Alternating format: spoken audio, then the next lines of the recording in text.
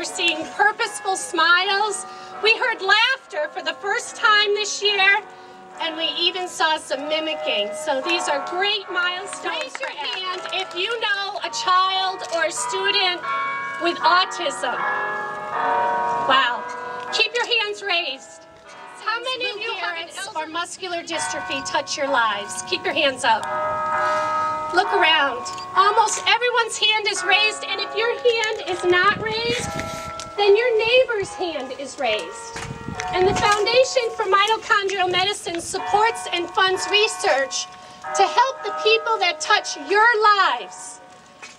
And coming here today, you raised $27,288.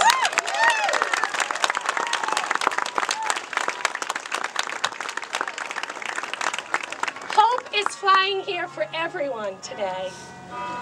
I'd like to introduce the Executive Director of the Foundation for Mitochondrial Medicine. With the 3 priorities in mind, and that is to raise awareness for mitochondrial disease, to fuel connections to the related diseases that she mentioned, and thirdly, to fund treatments and cures. So significant treatments don't exist, but with your help and the work that we're all doing, we are making great strides. Through the work that you did last year, you raised almost $40,000 or more even, and had about 500 people attend the event. And with that, we've been able to send a grant to a leading research team in the Netherlands that is testing drug compounds. We've also funded 10 patients for a functional MRI study where they can examine the cognitive impacts of children with mitochondrial disease and autism, and children with mitochondrial disease, and eventually then a new grant for adults with mitochondrial disease.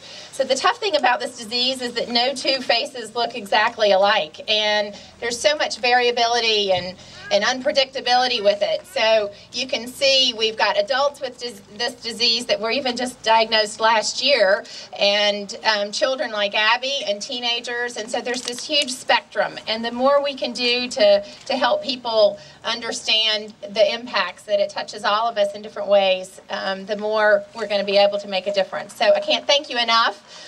So on behalf of our board of directors, with much gratitude do I express for all of you being here. And I have a small token of appreciation to the Sauerhofer family, and I don't have it really unveiled very well.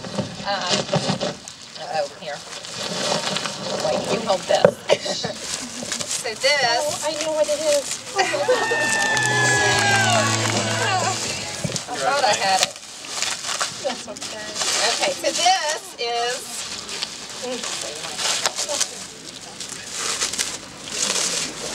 This is a customized firefly lantern that you can hang in your backyard. Can you tell the story of the firefly? Absolutely. So the firefly is our logo. When we relaunched 2 years ago, we chose the firefly because not only is it something that everybody can relate to, and it just symbolizes hope and light, and you know, it reminds us all of our childhoods and just where hope can really fly, but it actually has scientific medical implications. And so the firefly is actually being used in research for treatments for the disease.